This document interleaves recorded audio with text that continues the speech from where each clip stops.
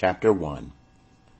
There was a man in the land of Uz, whose name was Job, and that man was perfect and upright, and one that feared God, and turned away from evil. And there were born unto him 7 sons, and 3 daughters. His substance also was 7,000 sheep, and 3,000 camels, and 500 yoke of oxen, and 500 she-asses, and a very great household, so that this man was the greatest of all the children of the east. And his sons went and held a feast in the house of each one upon his day. And they sent and called for their 3 sisters to eat and to drink with them. And it was so, when the days of their feasting were gone about, that Job sent and sanctified them, and rose up early in the morning, and offered burnt offerings according to the number of them all. For Job said, It may be that my sons have sinned, and renounced God in their hearts. Thus did Job continually. Now it came to pass on the day when the sons of God came to present themselves before Jehovah, that Satan also came among them. And Jehovah said unto Satan, Whence comest thou? Then Satan answered Jehovah and said, From going to and fro in the earth, and from walking up and down in it. And Jehovah said unto Satan, Hast thou considered my servant Job? For there is none like him in the earth, a perfect and upright man, one that feareth God, and turneth away from evil.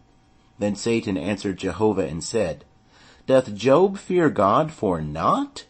Hast not thou made a hedge about him, and about his house, and about all that he hath on every side? Thou hast blessed the work of his hands, and his substance is increased in the land. But put forth thy hand now, and touch all that he hath, and he will renounce thee to thy face. And Jehovah said unto Satan, Behold, all that he hath is in thy power, only upon himself put not forth thy hand. So Satan went forth from the presence of Jehovah. And it fell on a day when his sons and his daughters were eating and drinking wine in their eldest brother's house, that there came a messenger unto Job, and said, The oxen were plowing, and the asses feeding beside them, and the Sabaeans fell upon them, and took them away. Yea, they have slain the servants with the edge of the sword, and I only am escaped alone to tell thee.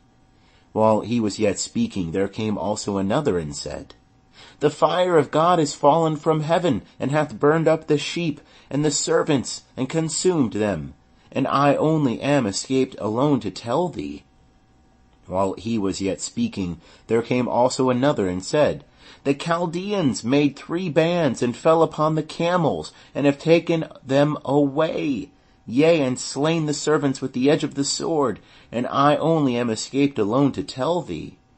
While he was yet speaking, there came also another, and said, Thy sons and thy daughters were eating and drinking wine in their eldest brother's house, and behold, there came a great wind from the wilderness, and smote the 4 corners of the house, and it fell upon the young men, and they are dead, and I only am escaped alone to tell thee. Then Job arose, and rent his robe, and shaved his head, and fell down upon the ground, and worshipped. And he said, Naked came I out of my mother's womb, and naked shall I return thither. Jehovah gave, and Jehovah hath taken away. Blessed be the name of Jehovah. In all this Job sinned not, nor charged God foolishly.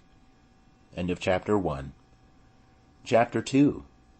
Again it came to pass on the day when the sons of God came to present themselves before Jehovah, that Satan came also among them to present himself before Jehovah. And Jehovah said unto Satan, From whence comest thou? And Satan answered Jehovah and said, From going to and fro in the earth, and from walking up and down in it. And Jehovah said unto Satan, Hast thou considered my servant Job? For there is none like him in the earth, a perfect and an upright man, one that feareth God and turneth away from evil, and he still holdeth fast his integrity, although thou movest me against him, to destroy him without cause.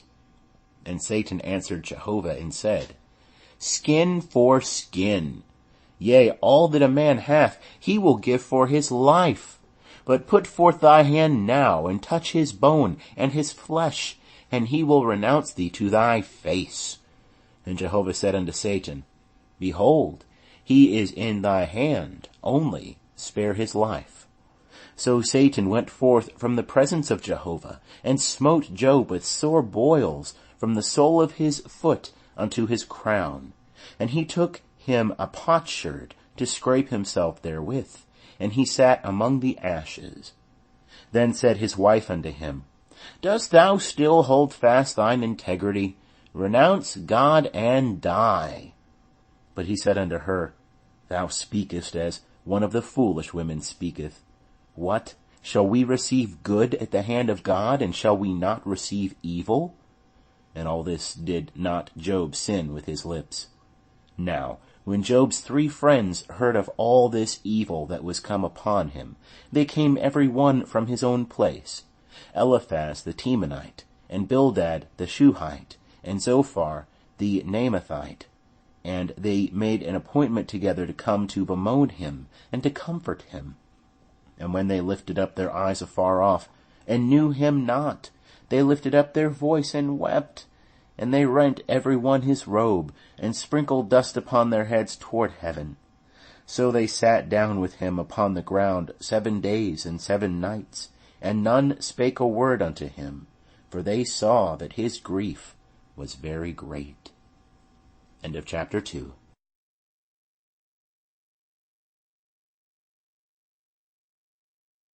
Chapter 3. After this opened Job his mouth, and cursed his day. And Job answered and said, Let the day perish wherein I was born, and the night which said, There is a man-child conceived. Let that day be darkness. Let not God from above seek for it, neither let the light shine upon it. Let darkness and the shadow of death claim it for their own. Let a cloud dwell upon it. Let all that maketh black the day terrify it. As for that night, let thick darkness seize upon it. Let it not rejoice among the days of the year. Let it not come into the number of the months. Lo, let that night be barren. Let no joyful voice come therein. Let them curse it that curse the day, who are ready to rouse up Leviathan. Let the stars of the twilight thereof be dark. Let it look for light, but have none. Neither let it behold the eyelids of the morning, because it shut not up the doors of my mother's womb, nor hid trouble from mine eyes. Why died I not from the womb? Why did I not give up the ghost when my mother bare me? Why did the knees receive me, or why the breast that I should suck? For now should I have lain down and been quiet, I should have slept, then had I been at rest, with kings and counselors of the earth, who built up waste places for themselves, or with princes that had gold, who filled their houses with silver. Or as a hidden untimely birth I had not been, as infants that never saw light. There the wicked cease from troubling, and there the weary are at rest. There the prisoners are at ease together, they hear not the voice of the taskmaster. The small and the great are there, and the servant is free from his master. Wherefore is light given to him that is in misery, and life unto the bitter in soul, who long for death, but it cometh not, and dig for it more than for hid treasures, who rejoice exceedingly, and are glad when they can find the grave. Why is light given to a man whose way is hid, and whom God hath hedged in? For my sighing cometh before I eat, and my groanings are poured out like water. For the thing which I fear cometh upon me, and that which I am afraid of cometh unto me. I am not at ease, neither am I quiet, neither have I rest, but trouble cometh. End of chapter 3. Chapter 4. Then answered Eliphaz the Temanite, and said, If one essay to commune with thee, wilt thou be grieved? But who can withhold himself from speaking?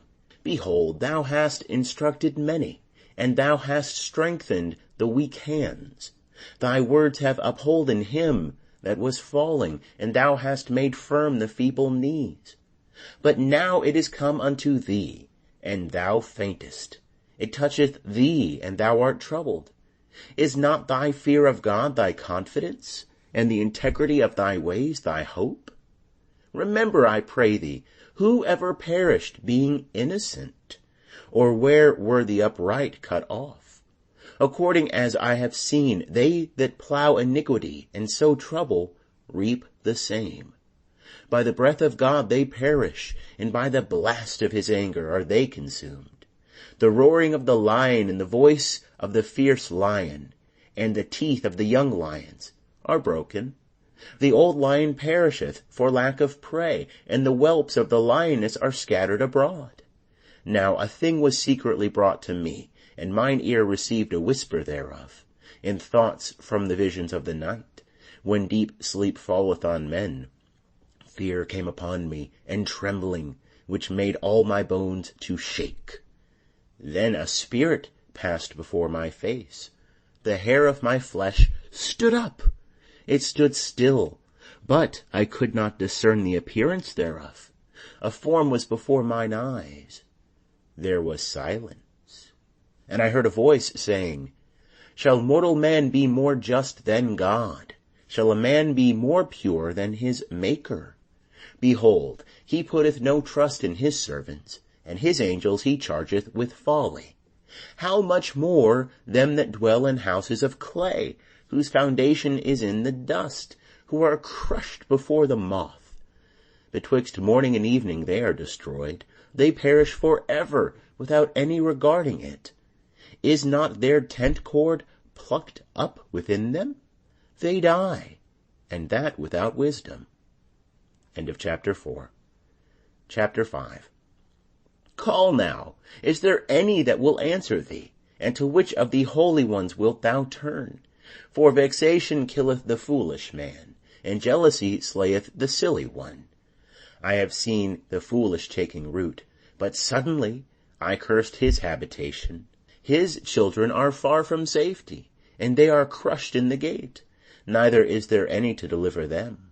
Whose harvest the hungry eateth up, and taketh it even out of the thorns, and the snare gapeth for their substance. For affliction cometh not forth from the dust, neither doth trouble spring out of the ground.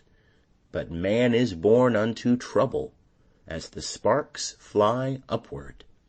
But as for me, I would seek unto God, and unto God would I commit my cause, who doeth great things and unsearchable, marvelous things without number, who giveth rain upon the earth, and sendeth waters upon the fields, so that he setteth up on high those that are low, and those that mourn are exalted to safety.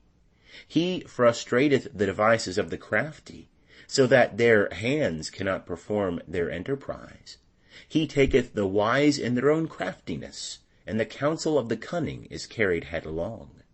They meet with darkness in the daytime, and grope at noonday as in the night. But he saveth from the sword of their mouth, even the needy from the hand of the mighty. So the poor hath hope, and iniquity stoppeth her mouth. Behold, happy is the man whom God correcteth. Therefore despise not thou the chastening of the Almighty. For he maketh sore and bindeth up. He woundeth, and his hands make whole. He will deliver thee in 6 troubles, yea, in 7 there shall no evil touch thee. In famine he will redeem thee from death, and in war from the power of the sword.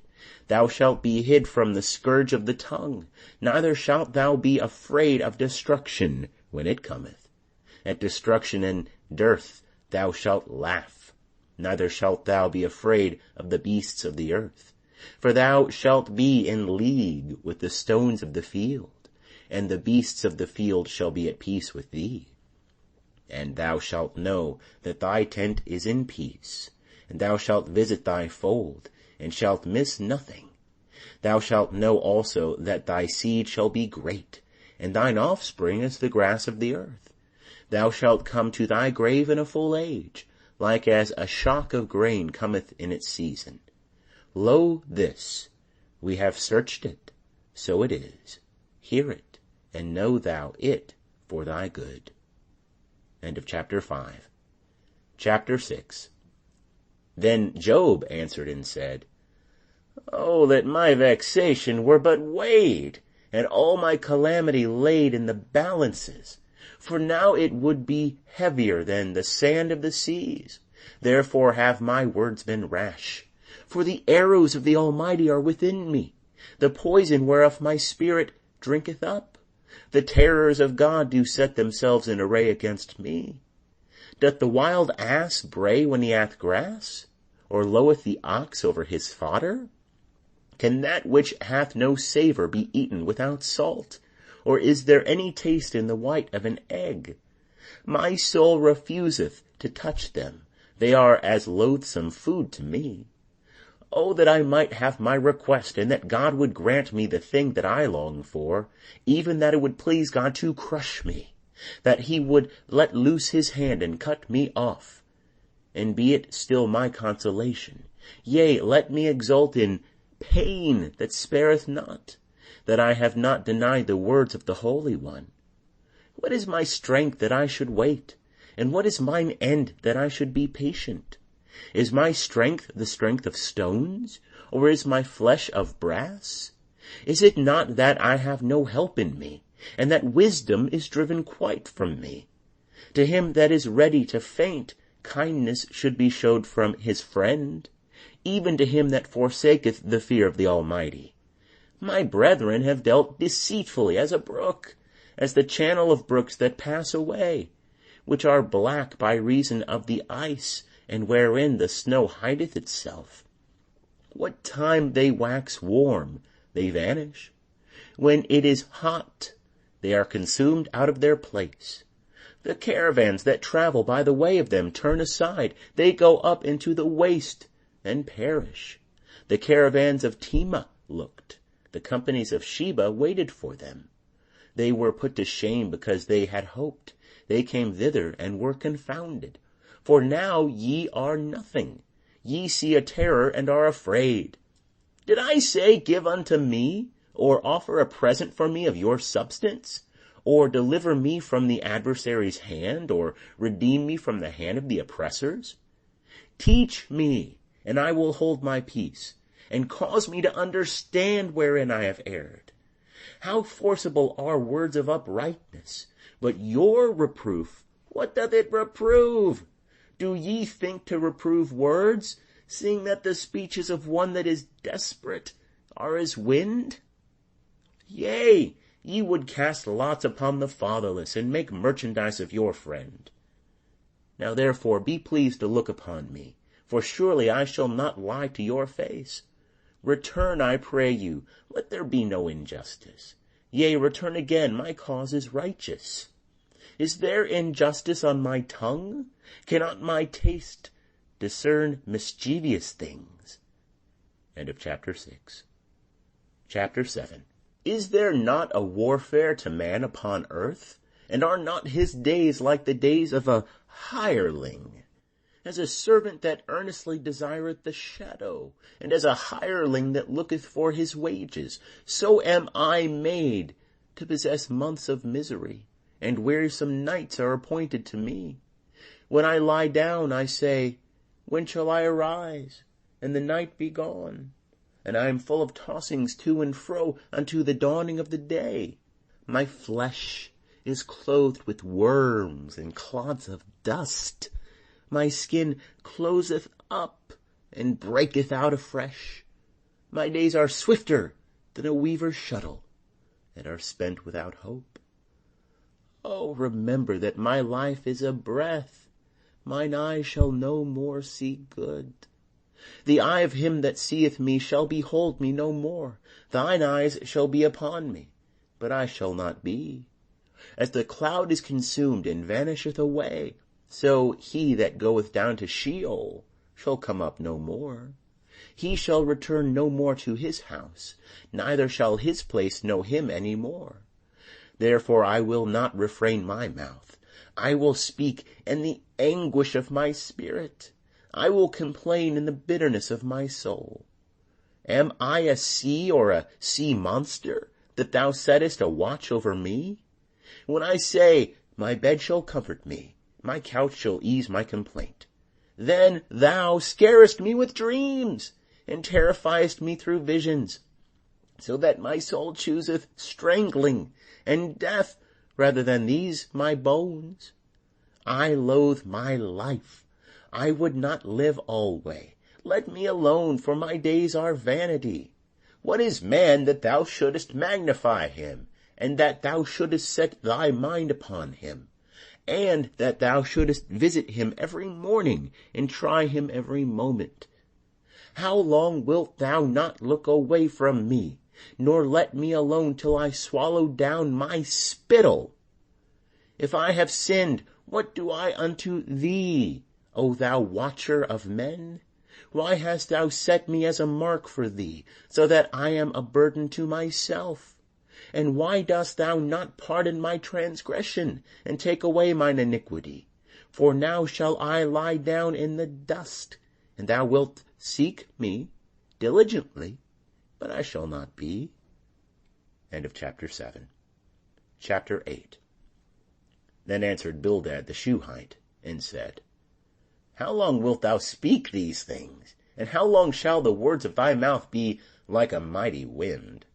Doth God pervert justice, or doth the Almighty pervert righteousness?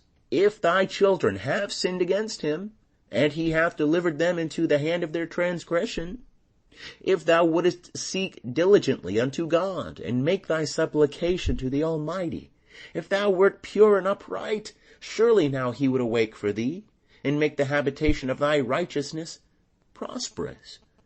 And though thy beginning was small, yet thy latter end would greatly increase. For inquire, I pray thee, of the former age, and apply thyself to that which their fathers have searched out. For we are but of yesterday, and know nothing, because our days upon earth are a shadow. Shall not they teach thee, and tell thee, and utter words out of their heart? Can the rush grow up without mire? Can the flag grow without water? Whilst it is yet in its greenness, and not cut down, it withereth before any other herb. So are the paths of all that forget God, and the hope of the godless man shall perish, whose confidence shall break in sunder, and whose trust is a spider's web. He shall lean upon his house, but it shall not stand. He shall hold fast thereby, but it shall not endure. He is green before the sun, and his shoots go forth over his garden. His roots are wrapped about the stone heap. He beholdeth the place of stones. If he be destroyed from his place, then it shall deny him, saying, I have not seen thee. Behold, this is the joy of his way, and out of the earth shall others spring. Behold, God will not cast away a perfect man, neither will he uphold the evildoers. He will yet fill thy mouth with laughter, and thy lips with shouting. They that hate thee shall be clothed with shame, and the tent of the wicked shall be no more. End of chapter 8. Chapter 9. Then Job answered and said, Of a truth I know that it is so, but how can a man be just with God? If he be pleased to contend with him, he cannot answer him 1 of 1,000. He is wise in heart and mighty in strength, who hath hardened himself against him and prospered. Him that removeth the mountains, and they know it not, when he overturneth them in his anger, that shaketh the earth out of its place, and the pillars thereof tremble, that commandeth the sun, and it riseth not, and sealeth up the stars, that alone stretcheth out the heavens, and treadeth upon the waves of the sea, that maketh the bear, Orion, and the Pleiades, and the chambers of the south, that doeth great things past finding out, yea, marvelous things without number. Lo, he goeth by me, and I see him not. He passeth on also, but I perceive him not. Behold, he seizeth the prey. Who can hinder him? Who will say unto him, What doest thou? God will not withdraw his anger. The helpers of Rahab do stoop under him. How much less shall I answer him, and choose out my words to reason with him? Whom, though I were righteous, yet would I not answer. I would make supplication to my judge. If I had called, and he had answered me, yet would I not believe that he hearkened unto my voice. For he breaketh me with a tempest, and multiplieth my wounds without cause. He will not suffer me to take my breath, but filleth me with bitterness. If we speak of strength, lo, he is mighty. And if of justice, who saith he will summon me? Though I be righteous, mine own mouth shall condemn me. Though I be perfect, it shall prove me perverse. I am perfect. I regard not myself. I despise my life. It is all one. Therefore I say, he destroyeth the perfect and the wicked. If the scourge slay suddenly, he will mock at the trial of the innocent. The earth is given into the hand of the wicked. He covereth the faces of the judges thereof. If it be not he, who then is it? Now my days are swifter than a post. They flee away. They see no good. They are passed away as the swift ships, as the eagle that swoopeth on the prey. If I say, I will forget my complaint, I will put off my sad countenance and be of good cheer. I am afraid of all my sorrows. I know that thou wilt not hold me innocent. I shall be condemned. Why then do I labor in vain? If I wash myself with snow water, and make my hands never so clean, yet wilt thou plunge me in the ditch, and mine own clothes shall abhor me. For he is not a man as I am, that I should answer him, that we should come together in judgment. There is no umpire betwixt us, that might lay his hand upon us both. Let him take his rod away from me, and let not his terror make me afraid. Then would I speak, and not fear him, for I am not so in myself. End of chapter 9. Chapter 10. My soul is weary of my life. I will give free course to my complaint. I will speak in the bitterness of my soul. I will say unto God, do not condemn me. Show me wherefore thou contendest with me. Is it good unto thee that thou shouldest oppress, that thou shouldest despise the work of thy hands, and shine upon the counsel of the wicked? Hast thou eyes of flesh, or seest thou as man seeth? Are thy days as the days of man, or thy years as man's days, that thou inquirest after mine iniquity, and searchest after my sin? Although thou knowest that I am not wicked, and there is none that can deliver out of thy hand? Thy hands have framed me, and fashioned me, together round about, yet thou dost destroy me. Remember, I beseech thee, that thou hast fashioned me as clay, and wilt thou bring me into dust again? Hast thou not poured me out as milk, and curdled me like cheese? Thou hast clothed me with skin and flesh, and knit me together with bones and sinews. Thou hast granted me life and loving kindness, and thy visitation hath preserved my spirit. Yet these things thou didst hide in thy heart. I know that this is with thee.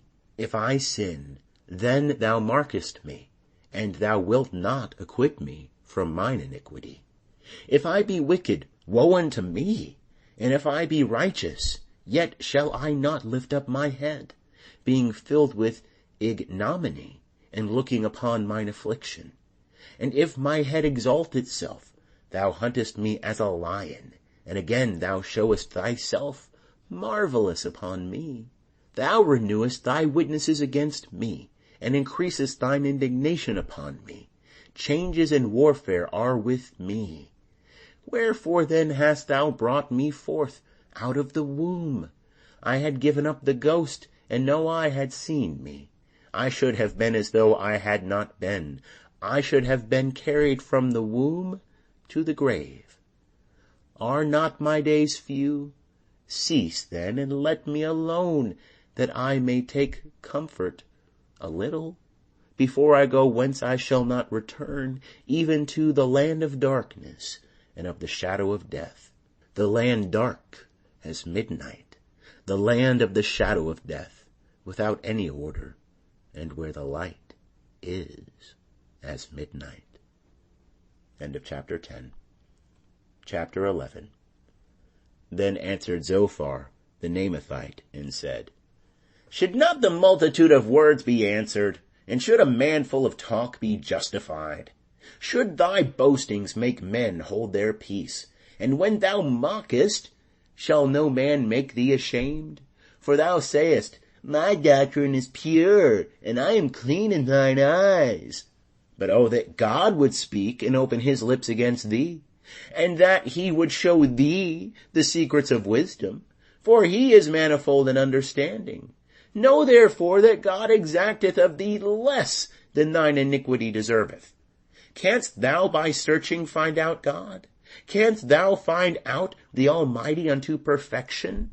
It is high as heaven. What canst thou do? Deeper than Sheol, what canst thou know? The measure thereof is longer than the earth, and broader than the sea. If he pass through and shut up, and all unto judgment, then who can hinder him? For he knoweth false men. He seeth iniquity also, even though he consider it not. But vain man is void of understanding. Yea, man is born as a wild ass's colt. If thou set thy heart aright, and stretch out thy hands toward him, if iniquity be in thy hand, put it far away, and let not unrighteousness dwell in thy tents. Surely then shalt thou lift up thy face without spot. Yea, thou shalt be steadfast, and shalt not fear. For thou shalt forget thy misery. Thou shalt remember it as waters that are passed away. And thy life shall be clearer than the noonday. Though there be darkness, it shall be as the morning. And thou shalt be secure, because there is hope. Yea, thou shalt search about thee, and shalt take thy rest in safety. Also thou shalt lie down, and none shall make thee afraid. Yea, many shall make suit unto thee, but the eyes of the wicked shall fail, and they shall have no way to flee, and their hope shall be the giving up of the ghost. End of chapter 11.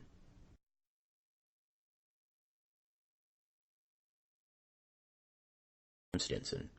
Chapter 12. Then Job answered and said, No doubt, but ye are the people, and wisdom shall die with you. But I have understanding as well as you. I am not inferior to you. Yea, who knoweth not such things as these? I am as one that is a laughingstock to his neighbor. I who called upon God, and he answered. The just, the perfect man is a laughingstock. In the thought of him that is at ease there is contempt for misfortune. It is ready for them whose foot slippeth.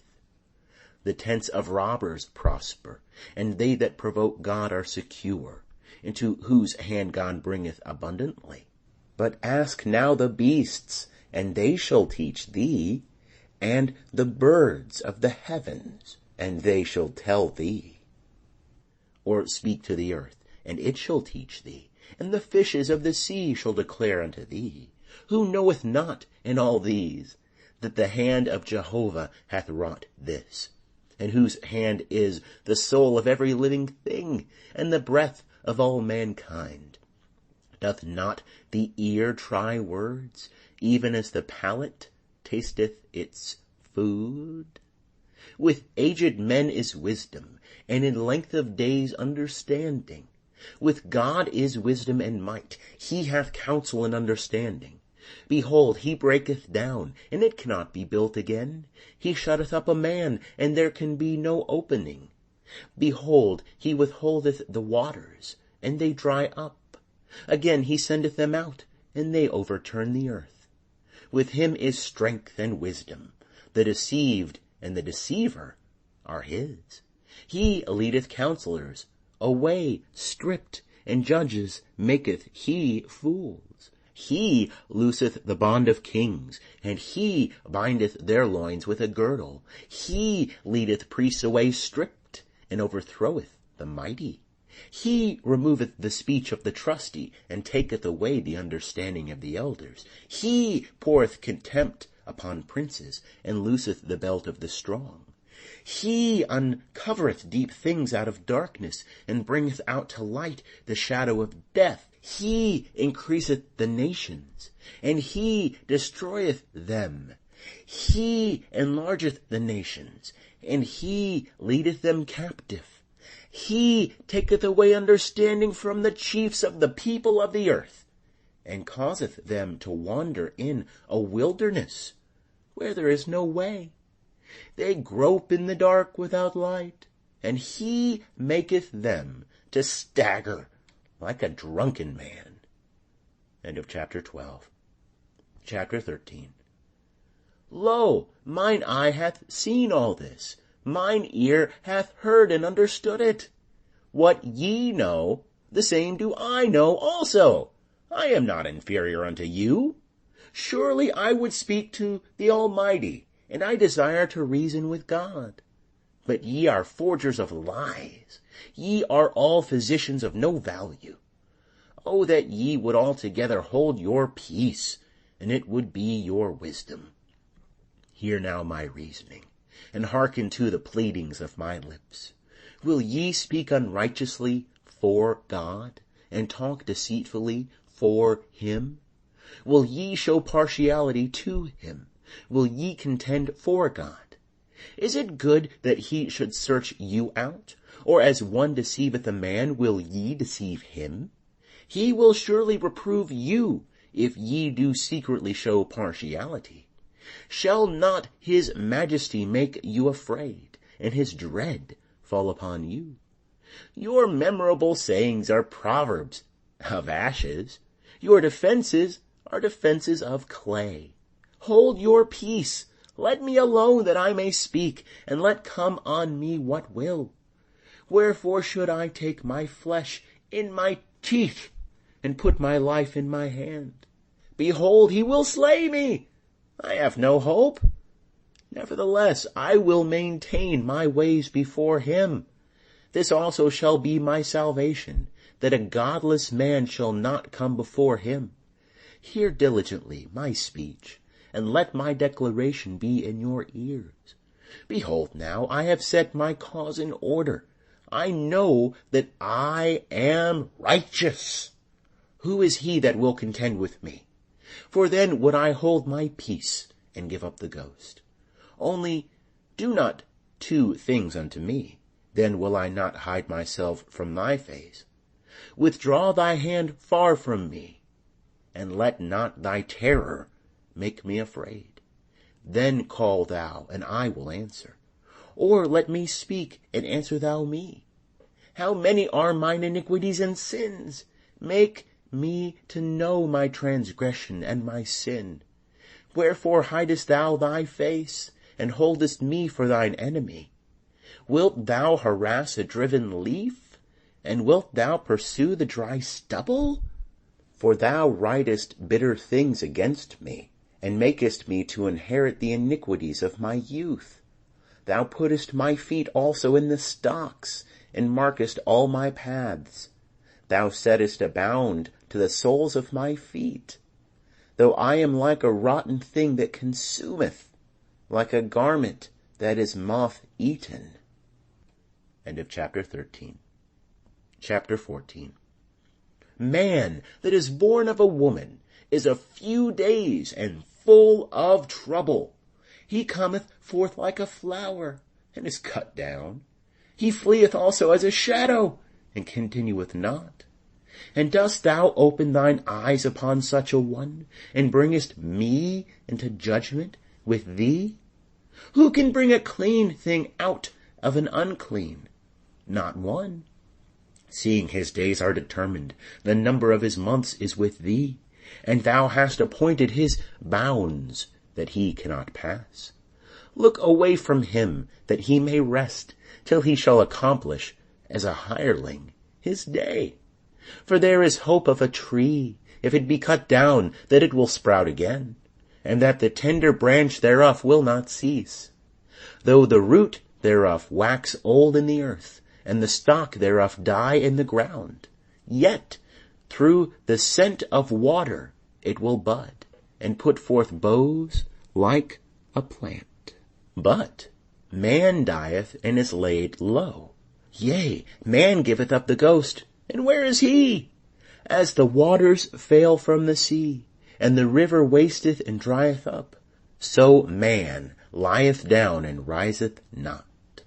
Till the heavens be no more, they shall not awake, nor be roused out of their sleep. Oh, that thou wouldest hide me in Sheol, that thou wouldest keep me secret until thy wrath be past, that thou wouldest appoint me a set time and remember me. If a man die, shall he live again? All the days of my warfare would I wait, till my release should come. Thou wouldest call, and I would answer thee. Thou wouldest have a desire to the work of thy hands. But now thou numberest my steps.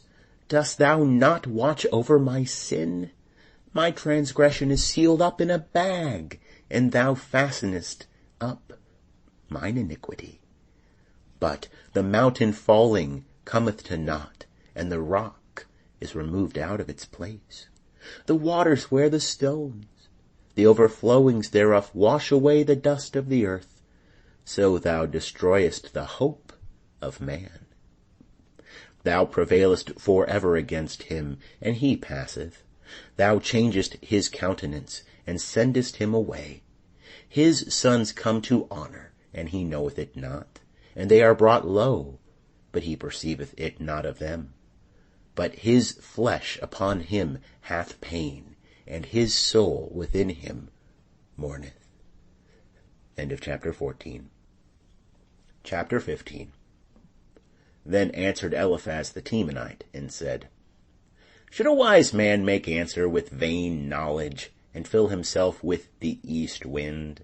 Should he reason with unprofitable talk, or with speeches wherewith he can do no good? Yea, thou doest away with fear, and hinderest devotion before God. For thine iniquity teacheth thy mouth, and thou choosest the tongue of the crafty. Thine own mouth condemneth thee, and not I. Yea, thine own lips testify against thee. Art thou the first man that was born? Or wast thou brought forth before the hills? Hast thou heard the secret counsel of God? And dost thou limit wisdom to thyself? What knowest thou that we know not? What understandest thou which is not in us? With us are both the gray-headed and the very aged men, much elder than thy father. Are the consolations of God too small for thee, even the word that is gentle toward thee? Why doth thy heart carry thee away, and why do thine eyes flash, that against God thou turnest thy spirit, and lettest words go out of thy mouth? What is man that he should be clean, and he that is born of a woman that he should be righteous? Behold, he putteth no trust in his holy ones. Yea, the heavens are not clean in his sight. How much less one that is abominable and corrupt, a man that drinketh iniquity like water? I will show thee, hear thou me, and that which I have seen I will declare, which wise men have told from their fathers, and have not hid it, unto whom alone the land was given, and no stranger passed among them. The wicked man travaileth with pain all his days, even the number of years that are laid up for the oppressor. A sound of terrors is in his ears. In prosperity the destroyer shall come upon him. He believeth not that he shall return out of darkness, and he is waited for of the sword. He wandereth abroad for bread, saying, Where is it? He knoweth that the day of darkness is ready at his hand. Distress and anguish make him afraid. They prevail against him as a king ready to the battle, because he hath stretched out his hand against God, and behaveth himself proudly against the Almighty.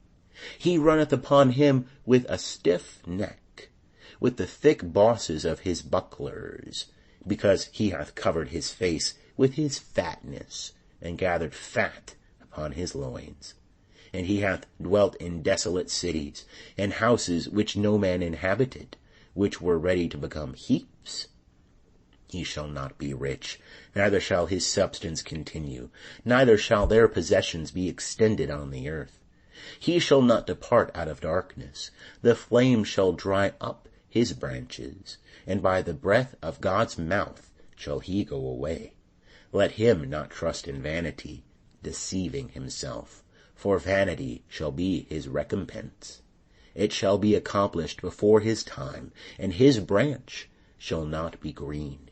He shall shake off his unripe grape as the vine, and shall cast off his flower as the olive tree. For the company of the godless shall be barren, and fire shall consume the tents of bribery. They conceive mischief and bring forth iniquity, and their heart prepareth deceit. End of chapter 15. Chapter 16. Then Job answered and said, I have heard many such things. Miserable comforters are ye all. Shall vain words have an end? Or what provoketh thee that thou answerest? I also could speak as ye do. If your soul were in my soul's stead, I could join words together against you, and shake my head at you. But I would strengthen you with my mouth, and the solace of my lips would assuage your grief. Though I speak, my grief is not assuaged, and though I forbear, what am I eased? But now he hath made me weary. Thou hast made desolate all my company, and thou hast laid fast hold on me, which is a witness against me. And my leanness riseth up against me, it testifieth to my face. He hath torn me in his wrath, and persecuted me. He hath gnashed upon me with his teeth. Mine adversary sharpeneth his eyes upon me. They have gaped upon me with their mouth. They have smitten me upon the cheek reproachfully. They gather themselves together against me. God delivereth me to the ungodly, and casteth me into the hands of the wicked. I was at ease, and he brake me asunder. Yea, he hath taken me by the neck, and dashed me to pieces. He hath also set me up for his mark. His archers compass me round about. He cleaveth my reins asunder, and doth not spare. He poureth out my gall upon the ground. He breaketh me with breach upon breach. He runneth upon me like a giant. I have sewed sackcloth upon my skin, and have laid my horn in the dust. My face is red with weeping, and on my eyelids is the shadow of death. Although there is no violence in my hands, and my prayer is pure. O earth, cover not thou my blood, and let my cry have no resting place. Even now, behold, my witness is in heaven, and he that voucheth for me is on high. My friends scoff at me, but mine eye poureth out tears unto God, that he would maintain the right of a man with God, and a son of man with his neighbor. For when a few years are come, I shall go the way whence I shall not return. End of chapter 16. Chapter 17. My spirit is consumed. My days are extinct. The grave is ready for me. Surely there are mockers with me, and mine eye dwelleth upon their provocation. Give now a pledge, be surety for me with thyself. Who is there that will strike hands with me? For thou hast hid their heart from understanding, therefore shalt thou not exalt them. He that denounceth his friends for a prey, even the eyes of his children shall fail. But he hath made me a byword of the people, and they spit in my face. Mine eye also is dim by reason of sorrow, and all my members are as a shadow. Upright men shall be astonished at this, and the innocent shall stir up himself against the godless. Yet shall the righteous hold on his way, and he that hath clean hands shall wax stronger and stronger. But as for you all, come on now again, and I shall not find a wise man among you. My days are past, my purposes are broken off, even the thoughts of my heart. They change the night into day. The light, say they, is near unto the darkness. If I look for Sheol as my house, if I have spread my couch in the darkness, if I have said to corruption, Thou art my father, to the worm, Thou art my mother and my sister, where then is my hope? And as for my hope, who shall see it? It shall go down to the bars of Sheol, when once there is rest in the dust. End of chapter 17. Chapter 18. Then answered Bildad the Shuhite, and said, How long will ye hunt for words? Consider, and afterwards we will speak. Wherefore are we counted as beasts, and are become unclean in your sight? Thou that tearest thyself in thine anger, shall the earth be forsaken for thee? Or shall the rock be removed out of its place? Yea, the light of the wicked shall be put out, and the spark of his fire shall not shine. The light shall be dark in his tent, and his lamp above him shall be put out. The steps of his strength shall be straitened, and his own counsel shall cast him down. For he is cast into a net by his own feet, and he walketh upon the toils. A gin shall take him by the heel, and a snare shall lay hold on him. A noose is hid for him in the ground, and a trap for him in the way. Terrors shall make him afraid on every side, and shall chase him at his heels. His strength shall be hunger-bitten, and calamity shall be ready at his side. The members of his body shall be devoured, yea, the firstborn of death shall devour his members. He shall be rooted out of his tent, where he trusteth, and he shall be brought to the king of terrors. There shall dwell in his tent that which is none of his. Brimstone shall be scattered upon his habitation. His roots shall be dried up beneath, and above shall his branch be cut off. His remembrance shall perish from the earth, and he shall have no name in the street. He shall be driven from light into darkness, and chased out of the world. He shall have neither son nor son's son among his people, nor any remaining where he sojourned. They that come after shall be astonished at his day, as they that went before were affrighted. Surely such are the dwellings of the unrighteous, and this is the place of him that knoweth not God. End of chapter 18. Chapter 19. Then Job answered and said, How long will ye vex my soul, and break me in pieces with words? These 10 times have ye reproached me. Ye are not ashamed that ye deal hardly with me. And be it indeed that I have erred, mine error remaineth with myself. If indeed ye will magnify yourselves against me, and plead against me my reproach, know now that God hath subverted me and my cause, and hath compassed me with his net. Behold, I cry out of wrong, but I am not heard. I cry for help, but there is no justice. He hath walled up my path that I cannot pass, and hath set darkness in my paths. He hath stripped me of my glory, and taken the crown from my head. He hath broken me down on every side, and I am gone, and my hope hath he plucked up like a tree. He hath also kindled his wrath against me, and he counteth me unto him as one of his adversaries. His troops come on together, and cast up their way against me, and encamp round about my tent. He hath put my brethren far from me, and mine acquaintance are wholly estranged from me. My kinsfolk have failed, and my familiar friends have forgotten me. They that dwell in my house and my maids count me for a stranger. I am an alien in their sight. I call unto my servant, and he giveth me no answer, though I entreat him with my mouth.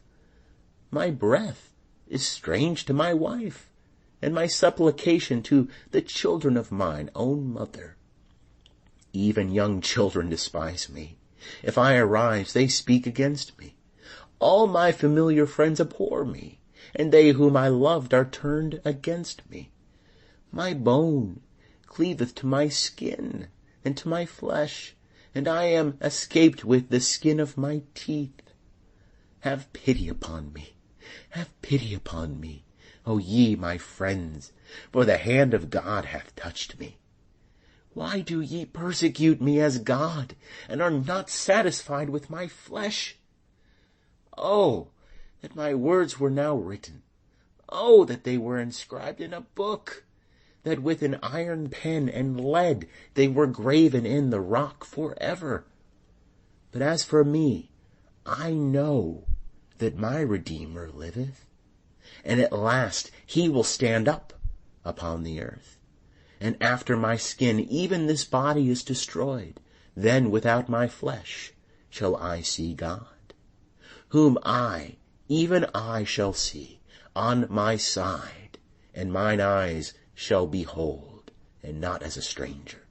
My heart is consumed within me. If ye say, how we will persecute him, and that the root of the matter is found in me, be ye afraid of the sword, for wrath bringeth the punishments of the sword, that ye may know there is a judgment.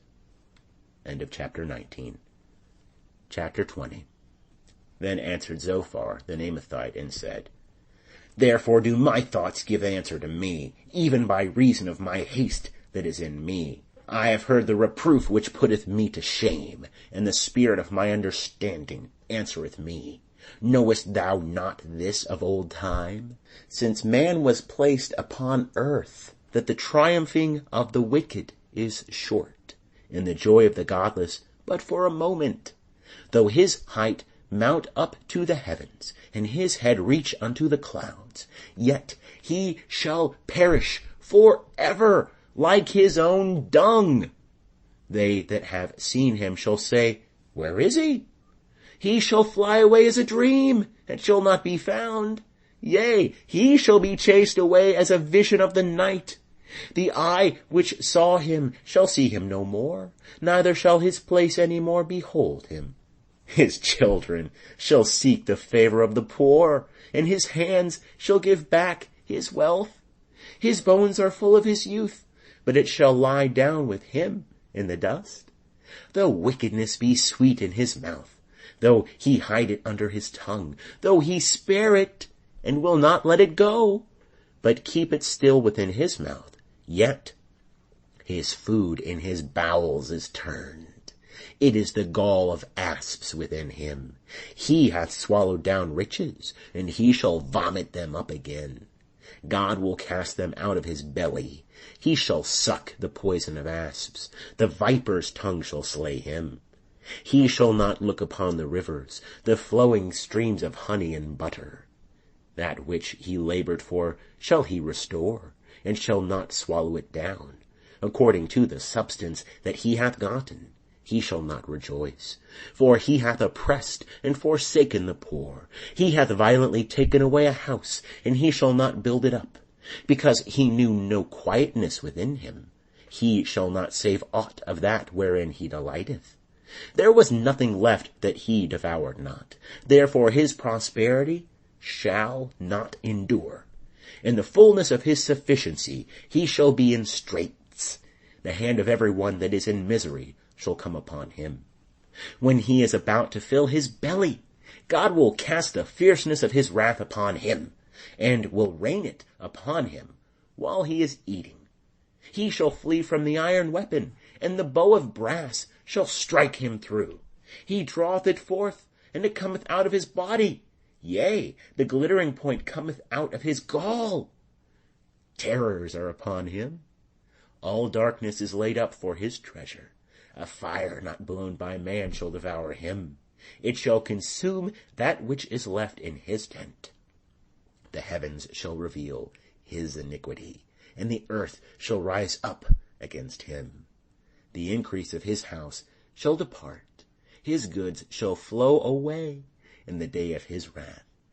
This is the portion of a wicked man from God, and the heritage appointed unto him by God. End of chapter 20.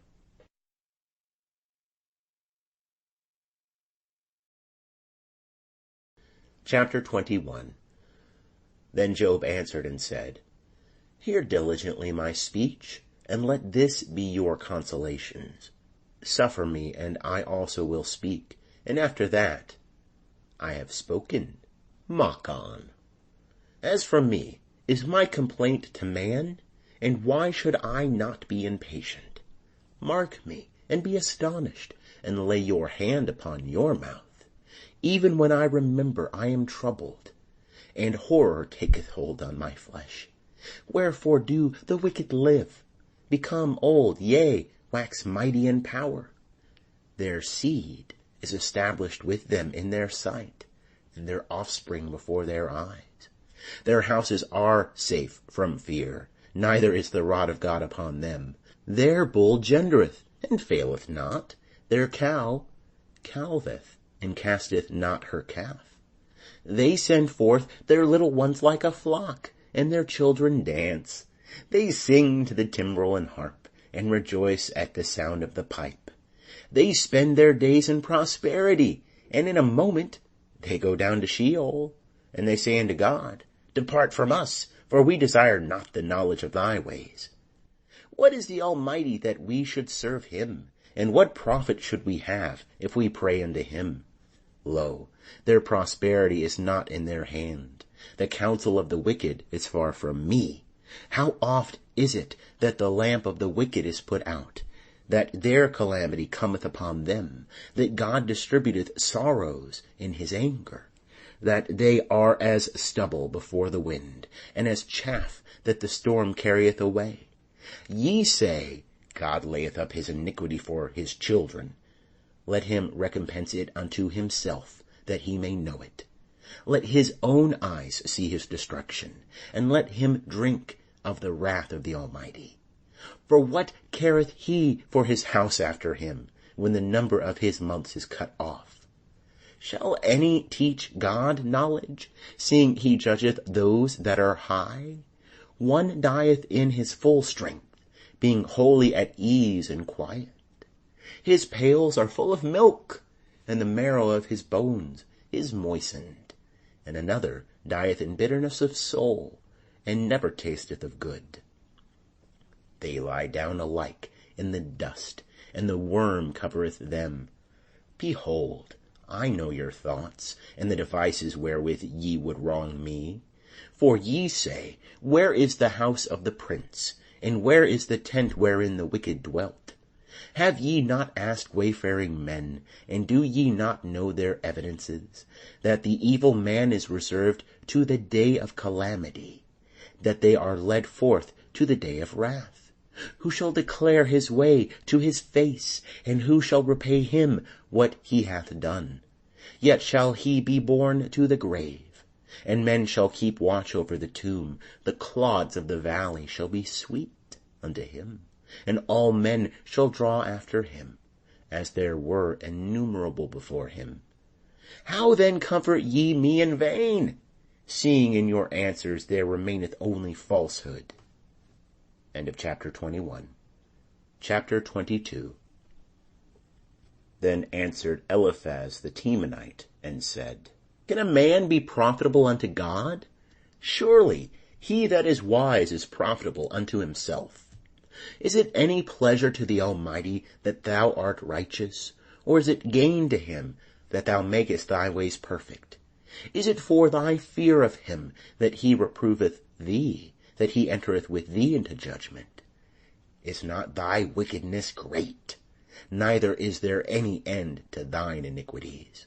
For thou hast taken pledges of thy brother for naught, and stripped the naked of their clothing. Thou hast not given water to the weary to drink, and thou hast withholden bread from the hungry. But as for the mighty man, he had the earth, and the honorable man, he dwelt in it. Thou hast sent widows away empty, and the arms of the fatherless have been broken. Therefore snares are round about thee, and sudden fear troubleth thee, or darkness, so that thou canst not see, and abundance of waters cover thee. Is not God in the height of heaven? And behold, the height of the stars, how high they are. And thou sayest, what doth God know? Can he judge through the thick darkness? Thick clouds are a covering to him, so that he seeth not, and he walketh on the vault of heaven. Wilt thou keep the old way which wicked men have trodden, who were snatched away before their time, whose foundation was poured out as a stream? Who said unto God, depart from us, and what can the Almighty do for us? Yet he filled their houses with good things. But the counsel of the wicked is far from me. The righteous see it, and are glad, and the innocent laugh them to scorn, saying, surely they that rise up against us are cut off, and the remnant of them the fire hath consumed. Acquaint now thyself with him, and be at peace. Thereby good shall come unto thee. Receive, I pray thee, the law from his mouth, and lay up his words in thy heart. If thou return to the Almighty, thou shalt be built up. If thou put away unrighteousness far from thy tents, and lay thou thy treasure in the dust, and the gold of Ophir among the stones of the brooks, and the Almighty will be thy treasure, and precious silver unto thee. For then shalt thou delight thyself in the Almighty, and shalt lift up thy face unto God. Thou shalt make thy prayer unto him, and he will hear thee. And thou shalt pay thy vows. Thou shalt also decree a thing, and it shall be established unto thee, and light shall shine upon thy ways. When they cast thee down, thou shalt say, there is lifting up, and the humble person he will save. He will deliver even him that is not innocent. Yea, he shall be delivered through the cleanness of thy hands. End of chapter 22. Chapter 23. Then Job answered and said, even today is my complaint rebellious. My stroke is heavier than my groaning. Oh, that I knew where I might find him, that I might come even to his seat. I would set my cause in order before him, and fill my mouth with arguments. I would know the words which he would answer me, and understand what he would say unto me. Would he contend with me in the greatness of his power? Nay, but he would give heed unto me. There the upright might reason with him, so should I be delivered for ever from my judge. Behold, I go forward, but he is not there, and backward, but I cannot perceive him. On the left hand when he doth work, but I cannot behold him. He hideth himself on the right hand, that I cannot see him. But he knoweth the way that I take. When he hath tried me, I shall come forth as gold. My foot hath held fast to his steps. His way have I kept, and turned not aside. I have not gone back from the commandment of his lips. I have treasured up the words of his mouth more than my necessary food. But he is in one mind, and who can turn him? And what his soul desireth, even that he doeth. For he performeth that which is appointed for me, and many such things are with him. Therefore am I terrified at his presence. When I consider, I am afraid of him. For God hath made my heart faint, and the Almighty hath terrified me, because I was not cut off before the darkness, neither did he cover the thick darkness from my face. End of chapter 23. Chapter 24. Why are times not laid up by the Almighty? And why do not they that know him see his days? There are that remove the landmarks. They violently take away flocks and feed them. They drive away the ass of the fatherless. They take the widow's ox for a pledge. They turn the needy out of the way. The poor of the earth all hide themselves. Behold, as wild asses in the desert, they go forth to their work, seeking diligently for food. The wilderness yieldeth them bread for their children. They cut their provender in the field, and they glean the vintage of the wicked. They lie all night naked without clothing, and have no covering in the cold. They are wet with the showers of the mountains, and embrace the rock for want of a shelter.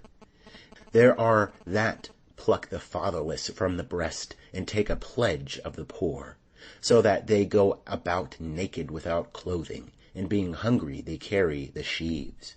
They make oil within the walls of these men. They tread their winepresses and suffer thirst. From out of the populous city men groan, and the soul of the wounded crieth out. Yet God regardeth not the folly. These are of them that rebel against the light.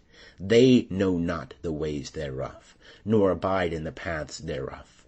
The murderer riseth with the light. He killeth the poor and needy, and in the night he is as a thief. The eye also of the adulterer waiteth for the twilight, saying, No eye shall see me, and he disguiseth his face.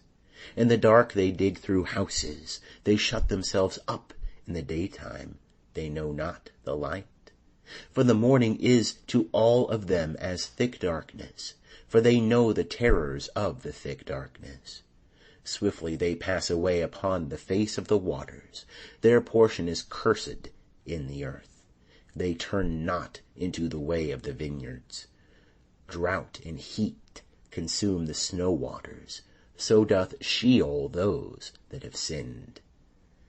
The womb shall forget him. The worm shall feed sweetly on him. He shall be no more remembered, and unrighteousness shall be broken as a tree.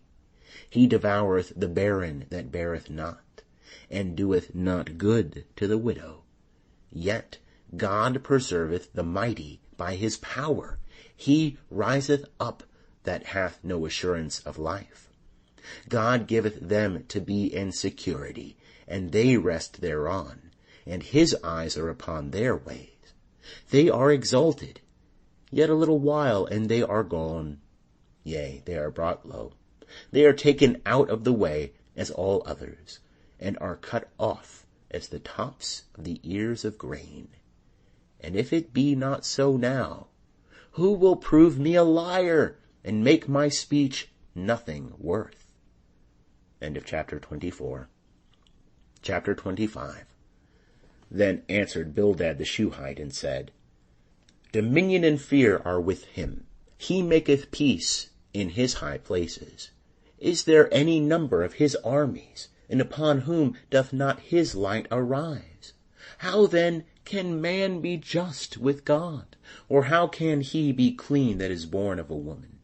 Behold, even the moon hath no brightness, and the stars are not pure in his sight. How much less man that is a worm, and the Son of Man that is a worm. End of chapter 25. Chapter 26. Then Job answered and said, How hast thou helped him that is without power? How hast thou saved the arm that hath no strength? How hast thou counseled him that hath no wisdom, and plentifully declared sound knowledge? To whom hast thou uttered words, and whose spirit came forth from thee? They that are deceased tremble beneath the waters and the inhabitants thereof. Sheol is naked before God, and Abaddon hath no covering. He stretcheth out the north over empty space, and hangeth the earth upon nothing. He bindeth up the waters in his thick clouds, and the cloud is not rent under them. He encloseth the face of his throne, and spreadeth his cloud upon it. He hath described a boundary upon the face of the waters, unto the confines of light and darkness. The pillars of heaven tremble, and are astonished at his rebuke. He stirreth up the sea with his power, and by his understanding he smiteth through Rahab. By his spirit the heavens are garnished.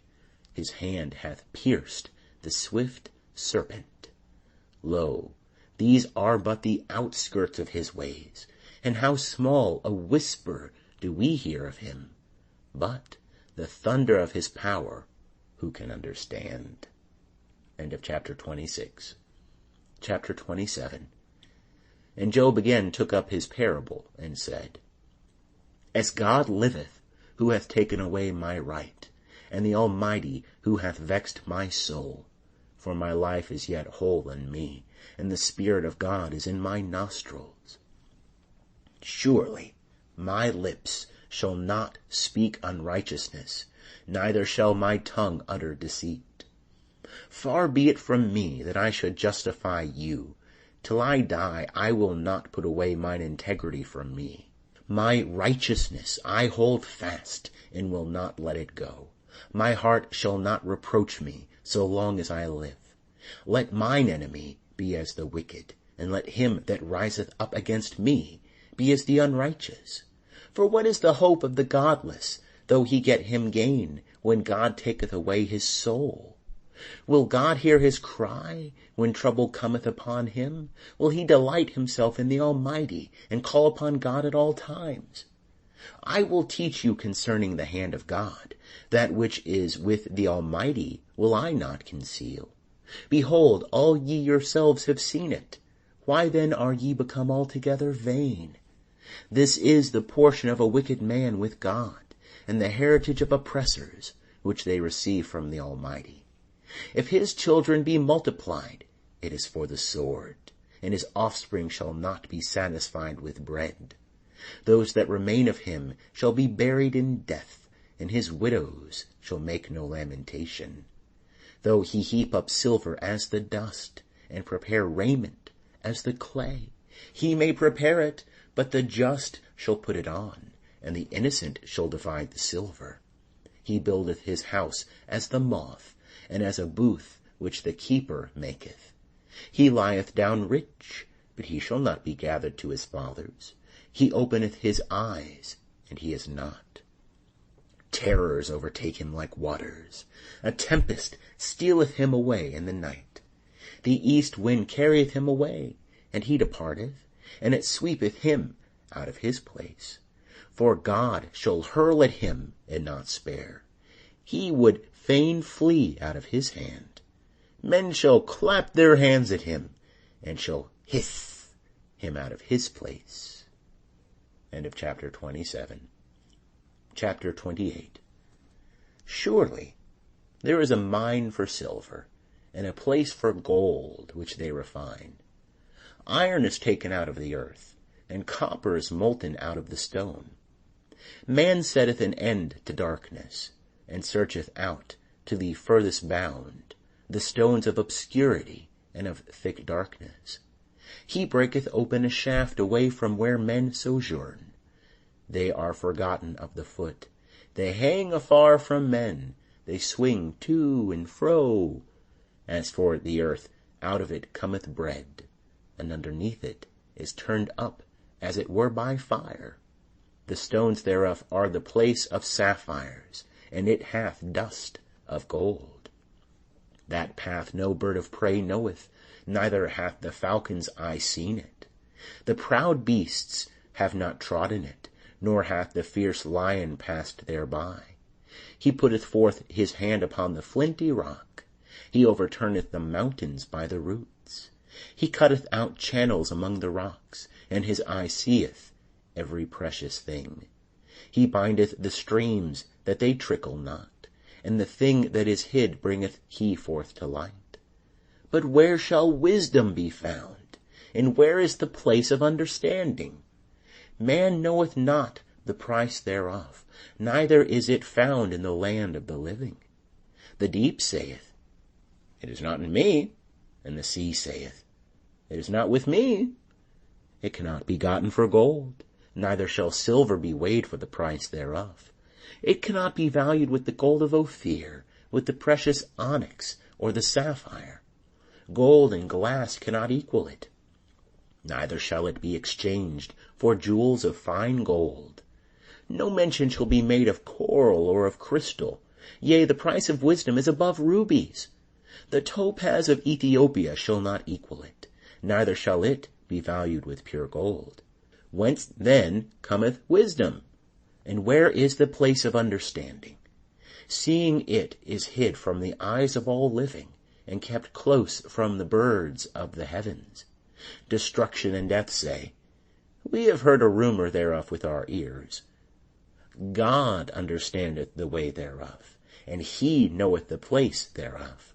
For he looketh to the ends of the earth, and seeth under the whole heaven, to make a weight for the wind. Yea, he meteth out the waters by measure, when he made a decree for the rain, and a way for the lightning of the thunder. Then did he see it, and declare it. He established it, yea, and searched it out. And unto man he said, Behold, the fear of the Lord, that is wisdom, and to depart from evil is understanding. End of chapter 28. Chapter 29. And Job again took up his parable, and said, Oh, that I were as in the months of old, as in the days when God watched over me, when his lamp shined upon my head, and by his light I walked through darkness. As I was in the ripeness of my days, when the friendship of God was upon my tent, when the Almighty was yet with me, and my children were about me. When my steps were washed with butter, and the rock poured me out streams of oil. When I went forth to the gate unto the city, when I prepared my seat in the street, the young men saw me and hid themselves, and the aged rose up and stood. The princes refrained from talking, and laid their hand on their mouth. The voice of the nobles was hushed, and their tongue cleaved to the roof of their mouth. For when the ear heard me, then it blessed me, and when the eye saw me, it gave witness unto me, because I delivered the poor that cried, the fatherless also, that had none to help him. The blessing of him that was ready to perish came upon me, and I caused the widow's heart to sing for joy. I put on righteousness, and it clothed me. My justice was as a robe and a diadem.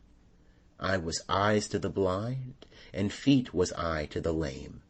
I was a father to the needy, and the cause of him that I knew not I searched out. And I brake the jaws of the unrighteous, and plucked the prey out of his teeth. Then I said, I shall die in my nest, and I shall multiply my days as the sand. My root is spread out to the waters, and the dew lieth all night upon my branch. My glory is fresh in me, and my bow is renewed in my hand. Unto me men gave ear and waited, and kept silence for my counsel. After my words they spake not again, and my speech distilled upon them. And they waited for me as for the rain, and they opened their mouth wide as for the latter rain. I smiled on them, when they had no confidence, and the light of my countenance they cast not down. I chose out their way, and sat as chief, and dwelt as a king in the army, as one that comforteth the mourners. End of chapter 29. Chapter 30. But now they that are younger than I have me in derision, whose fathers I disdain to set with the dogs of my flock. Yea, the strength of their hands, whereto should it profit me? Men in whom ripe age is perished. They are gaunt with want and famine. They gnaw the dry ground in the gloom of wasteness and desolation. They pluck saltwort by the bushes, and the roots of the broom are their food. They are driven forth from the midst of men. They cry after them as after a thief, so that they dwell in frightful valleys, in holes of the earth and of the rocks. Among the bushes they bray, under the nettles they are gathered together. They are children of fools, yea, children of base men, they were scourged out of the land. And now I am become their song. Yea, I am a byword unto them. They abhor me. They stand aloof from me, and spare not to spit in my face. For he hath loosed his cord, and afflicted me, and they have cast off the bridle before me. Upon my right hand rise the rabble. They thrust aside my feet, and they cast up against me their ways of destruction. They mar my path, they set forward my calamity, even men that have no helper. As through a wide breach they come, in the midst of the ruin they roll themselves upon me. Terrors are turned upon me, they chase mine honor as the wind, and my welfare is passed away as a cloud. And now my soul is poured out within me. Days of affliction have taken hold upon me, and the night season, my bones are pierced in me, and the pains that gnaw me take no rest. By God's great force is my garment disfigured. It bindeth me about as the collar of my coat. He hath cast me into the mire, and I am become like dust and ashes. I cry unto thee, and thou dost not answer me. I stand up, and thou gazest at me. Thou art turned to be cruel to me. With the might of thy hand thou persecutest me. Thou liftest me up to the wind. Thou causest me to ride upon it, and thou dissolvest me in the storm. For I know that thou wilt bring me to death, and to the house appointed for all the living. Howbeit doth not one stretch out the hand in his fall, or in his calamity therefore cry for help? Did not I weep for him that was in trouble? Was not my soul grieved for the needy? When I looked for good, then evil came, and when I waited for light, there came darkness. My heart is troubled, and resteth not. Days of affliction are come upon me. I go mourning without the sun. I stand up in the assembly and cry for help. I am a brother to jackals, and a companion to ostriches. My skin is black, and falleth from me, and my bones are burned with heat. Therefore is my harp turned to mourning, and my pipe into the voice of them that weep. End of chapter 30. Chapter 31. I made a covenant with mine eyes. How then should I look upon a virgin? For what is the portion from God above, and the heritage from the Almighty on high? Is it not calamity to the unrighteous, and disaster to the workers of iniquity? Doth not he see my ways, and number all my steps? If I have walked with falsehood, and my foot hath hasted to deceit, let me be weighed in an even balance, that God may know mine integrity. If my step hath turned out of the way, and my heart walked after mine eyes, and if any spot hath cleaved to my hands, then let me sow, and let another eat. Yea, let the produce of my field be rooted out. If my heart hath been enticed unto a woman, and I have laid wait at my neighbor's door, then let my wife grind unto another, and let others bow down upon her. For that were a heinous crime. Yea, it were an iniquity to be punished by the judges. For it is a fire that consumeth unto destruction, and would root out all mine increase. If I have despised the cause of my manservant, or of my maidservant, when they contended with me, what then shall I do when God riseth up, and when he visiteth? What shall I answer him? Did not he that made me in the womb make him? And did not one fashion us in the womb? If I have withheld the poor from their desire, or have caused the eyes of the widow to fail, or have eaten my morsel alone, and the fatherless hath not eaten thereof. Nay, from my youth he grew up with me as with a father, and her have I guided from my mother's womb. If I have seen any perish for want of clothing, or that the needy had no covering, if his loins have not blessed me, and if he hath not been warmed with the fleece of my sheep, if I have lifted up my hand against the fatherless, because I saw my help in the gate, Then let my shoulder fall from the shoulder blade, and mine arm be broken from the bone. For calamity from God is a terror to me, and by reason of his majesty I can do nothing.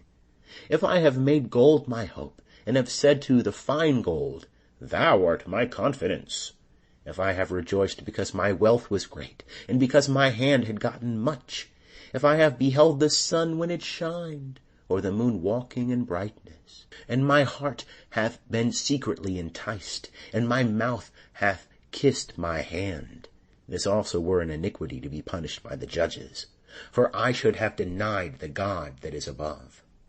If I have rejoiced at the destruction of him that hated me, or lifted up myself when evil found him, yea, I have not suffered by mouth to sin, by asking his life with a curse.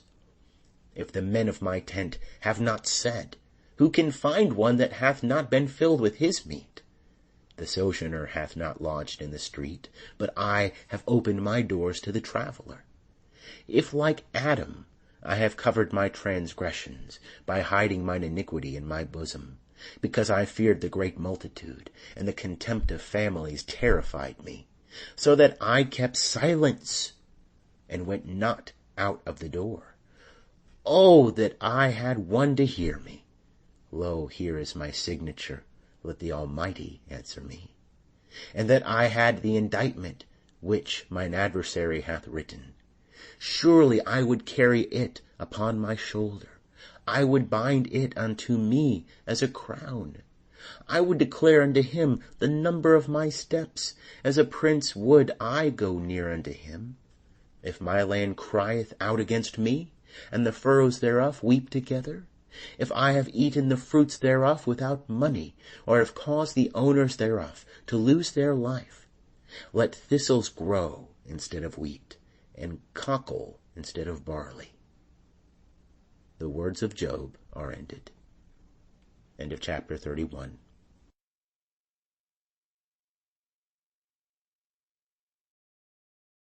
Stinson, chapter 32. So these three men ceased to answer Job, because he was righteous in his own eyes. Then was kindled the wrath of Elihu, the son of Barachel the Buzite, of the family of Ram. Against Job was his wrath kindled, because he justified himself rather than God. Also against his three friends was his wrath kindled, because they had found no answer, and yet had condemned Job. Now Elihu had waited to speak unto Job, because they were elder than he. And when Elihu saw that there was no answer in the mouth of these three men, his wrath was kindled. And Elihu the son of Barachel the Buzite answered and said, I am young, and ye are very old. Wherefore I held back, and durst not show you mine opinion. I said, Days should speak, and multitude of years should teach wisdom. But there is a spirit in man, and the breath of the Almighty giveth them understanding. It is not the great that are wise, nor the aged that understand justice. Therefore I said, Hearken to me, I also will show mine opinion. Behold, I waited for your words, I listened for your reasonings, whilst ye searched out what to say. Yea, I attended unto you, and behold, there was none that convinced Job, or that answered his words among you. Beware lest ye say, We have found wisdom, God may vanquish him, not man. For he hath not directed his words against me, neither will I answer him with your speeches. They are amazed, they answer no more, they have not a word to say.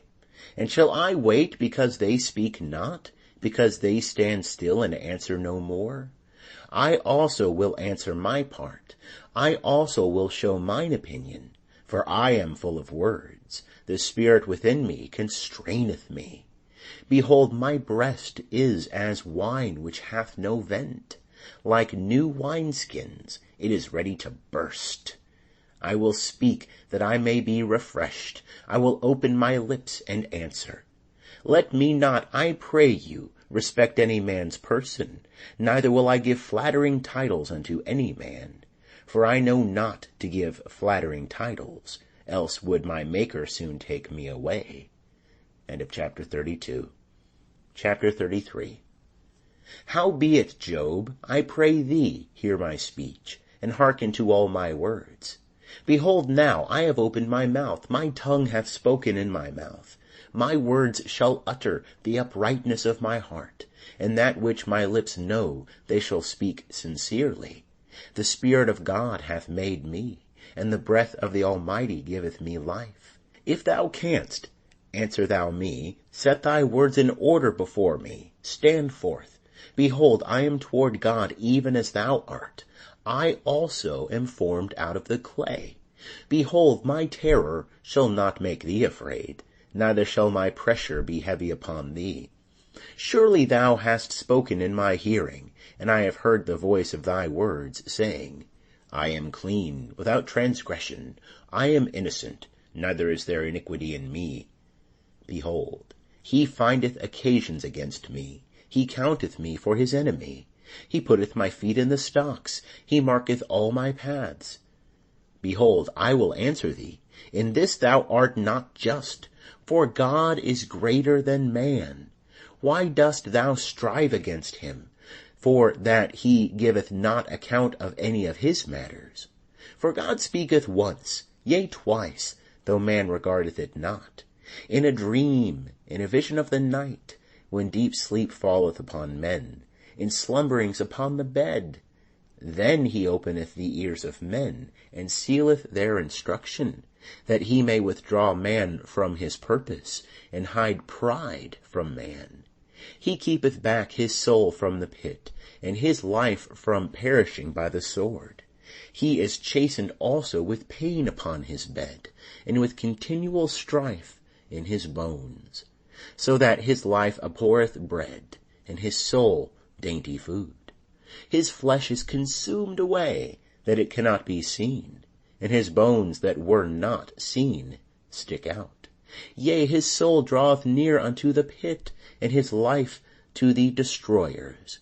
If there be with him an angel, an interpreter, one among 1,000, to show unto man what is right for him, then God is gracious unto him, and saith, Deliver him from going down to the pit. I have found a ransom. His flesh shall be fresher than a child's. He returneth to the days of his youth. He prayeth unto God, and he is favorable unto him, so that he seeth his face with joy, and he restoreth unto man his righteousness. He singeth before men, and saith, I have sinned, and perverted that which was right, and it profited me not. He hath redeemed my soul from going into the pit, and my life shall behold the light. Lo, all these things doth God work, twice, yea, thrice with a man, to bring back his soul from the pit, that he may be enlightened with the light of the living. Mark well, O Job, hearken unto me. Hold thy peace, and I will speak. If thou hast anything to say, answer me. Speak, for I desire to justify thee. If not, hearken thou unto me. Hold thy peace, and I will teach thee wisdom. End of chapter 33. Chapter 34. Moreover, Elihu answered and said, Hear my words, ye wise men, and give ear unto me, ye that have knowledge. For the ear trieth words, as the palate tasteth food. Let us choose for us that which is right. Let us know among ourselves what is good. For Job hath said, I am righteous, and God hath taken away my right. Notwithstanding my right, I am accounted a liar. My wound is incurable, though I am without transgression. What man is like Job, who drinketh up scoffing like water, who goeth in company with the workers of iniquity, and walketh with wicked men? For he hath said, It profiteth a man nothing that he should delight himself with God. Therefore hearken unto me, ye men of understanding. Far be it from God that he should do wickedness, and from the Almighty that he should commit iniquity. For the work of a man will he render unto him, and cause every man to find according to his ways. Yea, of a surety, God will not do wickedly, neither will the Almighty pervert justice. Who gave him a charge over the earth? Or who hath disposed the whole world? If he set his heart upon himself, if he gather unto himself his spirit and his breath, all flesh shall perish together, and man shall turn again unto dust. If now thou hast understanding, hear this. Hearken to the voice of my words. Shall even one that hateth justice govern? And wilt thou condemn him that is righteous and mighty? Him that saith to a king, Thou art vile, or to nobles, Ye are wicked, that respecteth not the persons of princes, nor regardeth the rich more than the poor, for they all are the work of his hands. In a moment they die, even at midnight. The people are shaken and pass away, and the mighty are taken away without hand. For his eyes are upon the ways of a man, and he seeth all his goings. There is no darkness nor thick gloom where the workers of iniquity may hide themselves. For he needeth not further to consider a man, that he should go before God in judgment. He breaketh in pieces mighty men in ways past finding out, and setteth others in their stead. Therefore he taketh knowledge of their works, and he overturneth them in the night, so that they are destroyed. He striketh them as wicked men in the open sight of others, because they turned aside from following him, and would not have regard in any of his ways. So that they caused the cry of the poor to come unto him, and he heard the cry of the afflicted. When he giveth quietness, who then can condemn? And when he hideth his face, who then can behold him? Alike whether it be done unto a nation or unto a man, that the godless man reign not, that there be none to ensnare the people. For hath any said unto God, I have borne chastisement, I will not offend any more? That which I see not, teach thou me. If I have done iniquity, I will do it no more. Shall his recompense be as thou wilt, that thou refusest it? For thou must choose, and not I. Therefore speak what thou knowest. Men of understanding will say unto me, Yea, every wise man that heareth me. Job speaketh without knowledge, and his words are without wisdom. Would that Job were tried unto the end, because of his answering like wicked men. For he addeth rebellion unto his sin. He clappeth his hands among us, and multiplieth his words against God. End of chapter 34. Chapter 35. Moreover, Elihu answered and said, Thinkest thou this to be thy right? Or sayest thou, My righteousness is more than God's? That thou sayest, What advantage will it be unto thee? And what profit shall I have, more than if I had sinned? I will answer thee, and thy companions with thee. Look unto the heavens and see, and behold the skies which are higher than thou. If thou hast sinned, what effectest thou against him? And if thy transgressions be multiplied, what doest thou unto him? If thou be righteous, what givest thou him? Or what receiveth he of thy hand? Thy wickedness may hurt a man as thou art, and thy righteousness may profit a son of man. By reason of the multitude of oppressions they cry out. They cry for help by reason of the arm of the mighty. But none saith, Where is God my Maker, who giveth songs in the night, who teacheth us more than the beasts of the earth, and maketh us wiser than the birds of the heavens? There they cry, but none giveth answer, because of the pride of evil men. Surely God will not hear an empty cry, neither will the Almighty regard it. How much less when thou sayest thou beholdest him not, the cause is before him, and thou waitest for him. But now, because he hath not visited in his anger, neither doth he greatly regard arrogance. Therefore doth Job open his mouth in vanity. He multiplieth words without knowledge.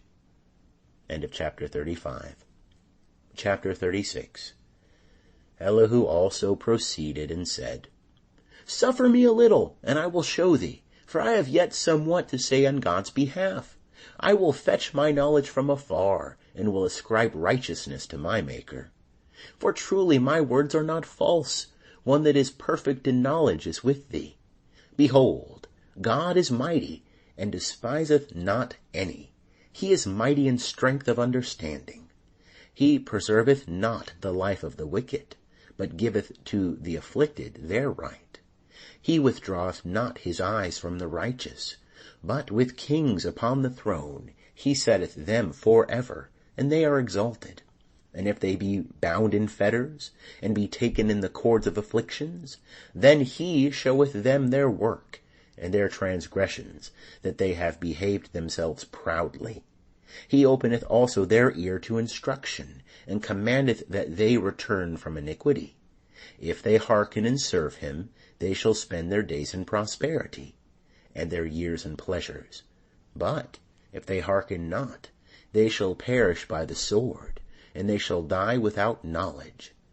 But they that are godless in heart lay up anger. They cry not for help when he bindeth them. They die in youth, and their life perisheth among the unclean. He delivereth the afflicted by their affliction, and openeth their ear in oppression. Yea, he would have allured thee out of distress into a broad place, where there is no straitness, and that which is set on thy table would be full of fatness. But thou art full of the judgment of the wicked. Judgment and justice take hold on thee. For let not wrath stir thee up against chastisements, neither let the greatness of the ransom turn thee aside. Will thy cry avail, that thou be not in distress, or all the forces of thy strength? Desire not the night, when peoples are cut off in their place. Take heed, regard not iniquity, for this hast thou chosen rather than affliction. Behold, God doeth loftily in his power. Who is a teacher like unto him? Who hath enjoined him his way? Or who can say, thou hast wrought unrighteousness? Remember that thou magnify his work, whereof men have sung. All men have looked thereon. Man beholdeth it afar off. Behold, God is great, and we know him not. The number of his years is unsearchable, for he draweth up the drops of water, which distill and rain from his vapor, which the skies pour down, and drop upon man abundantly. Yea, can any understand the spreadings of the clouds, the thunderings of his pavilion? Behold, he spreadeth his light around him, and he covereth the bottom of the sea. For by these he judgeth the peoples, he giveth food in abundance. He covereth his hands with the lightning, and giveth it a charge that it strike the mark. The noise thereof telleth concerning him, the cattle also concerning the storm that cometh up. End of chapter 36. Chapter 37. Yea, at this my heart trembleth, and is moved out of its place. Hear, O hear the noise of his voice, and the sound that goeth out of his mouth. He sendeth it forth under the whole heaven, and his lightning unto the ends of the earth. After it a voice roareth. He thundereth with the voice of his majesty, and he restraineth not the lightnings when his voice is heard. God thundereth marvelously with his voice. Great things doeth he, which we cannot comprehend. For he saith to the snow, fall thou on the earth, likewise to the shower of rain, and to the showers of his mighty rain. He sealeth up the hand of every man, that all men whom he hath made may know it. Then the beasts go into coverts, and remain in their dens. Out of the chamber of the south cometh the storm, and cold out of the north. By the breath of God ice is given, and the breadth of the waters is straitened. Yea, he ladeth the thick cloud with moisture. He spreadeth abroad the cloud of his lightning. And it is turned round about by his guidance, that they may do whatsoever he commandeth them upon the face of the habitable world, whether it be for correction, or for his land, or for loving kindness, that he cause it to come. Hearken unto this, O Job. Stand still and consider the wondrous works of God. Dost thou know how God layeth his charge upon them, and causeth the lightning of his cloud to shine? Dost thou know the balancings of the clouds, the wondrous works of him who is perfect in knowledge? How thy garments are warm when the earth is still by reason of the south wind. Canst thou with him spread out the sky, which is strong as a molten mirror? Teach us what we shall say unto him, for we cannot set our speech in order by reason of darkness. Shall it be told him that I would speak, or should a man wish that he were swallowed up? And now men see not the light which is bright in the skies, but the wind passeth and cleareth them. Out of the north cometh golden splendor. God hath upon him terrible majesty. Touching the Almighty, we cannot find him out. He is excellent in power, and in justice, and plenteous righteousness he will not afflict. Men do therefore fear him. He regardeth not any that are wise of heart. End of chapter 37.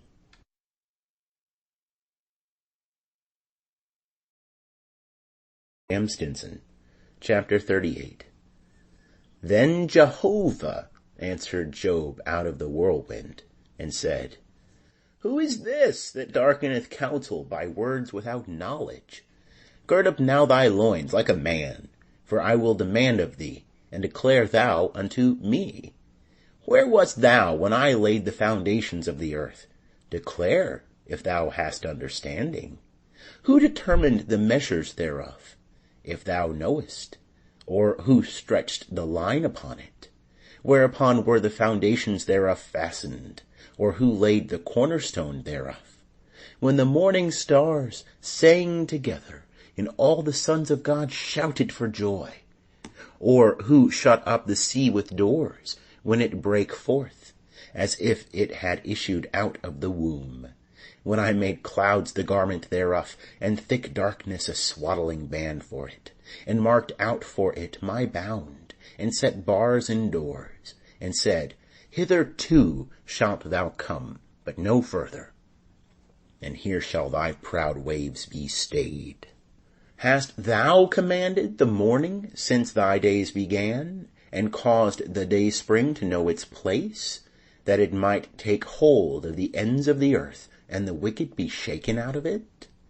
It is changed as clay under the seal, and all things stand forth as a garment. And from the wicked their light is withholden, and the high arm is broken. Hast thou entered into the springs of the sea, or hast thou walked in the recesses of the deep? Have the gates of death been revealed unto thee, or hast thou seen the gates of the shadow of death? Hast thou comprehended the earth in its breadth? Declare if thou knowest it all. Where is the way to the dwelling of light? And as for darkness, where is the place thereof, that thou shouldest take it to the bound thereof, and that thou shouldest discern the paths to the house thereof? Doubtless thou knowest, for thou wast then born, and the number of thy days is great. Hast thou entered the treasuries of the snow, or hast thou seen the treasuries of the hail, which I have reserved against the time of trouble, against the day of battle and war? By what way is the light parted, or the east wind scattered upon the earth? Who hath cleft a channel for the water flood, or the way for the lightning of the thunder, to cause it to rain on a land where no man is, on the wilderness wherein there is no man, to satisfy the waste and desolate ground, and to cause the tender grass to spring forth? Hath the rain a father, or who hath begotten the drops of dew? Out of whose womb came the ice, and the hoary frost of heaven, who hath gendered it? The waters hide themselves and become like stone, and the face of the deep is frozen. Canst thou bind the cluster of the Pleiades, or loose the bands of Orion? Canst thou lead forth the Mazzaroth in their season? Or canst thou guide the bear with her train? Knowest thou the ordinances of the heavens? Canst thou establish the dominion thereof in the earth? Canst thou lift up thy voice to the clouds, that abundance of waters may cover thee? Canst thou send forth lightnings, that they may go, and say unto thee, Here we are? Who hath put wisdom in the inward parts, or who hath given understanding to the mind? Who can number the clouds by wisdom, or who can pour out the bottles of heaven? When the dust runneth into a mass, and the clods cleave fast together? Canst thou hunt the prey for the lioness, or satisfy the appetite of the young lions, when they couch in their dens, and abide in the covert to lie in wait? Who provideth for the raven his prey, when his young ones cry unto God, and wander for lack of food? End of chapter 38. Chapter 39. Knowest thou the time when the wild goats of the rock bring forth? Or canst thou mark when the hinds do calve? Canst thou number the months that they fulfill? Or knowest thou the time when they bring forth? They bow themselves, they bring forth their young, they cast out their pains. Their young ones become strong, they grow up in the open field. They go forth and return not again. Who hath sent out the wild ass free? Or who hath loosed the bonds of the swift ass? Whose home I have made the wilderness, and the salt land his dwelling place.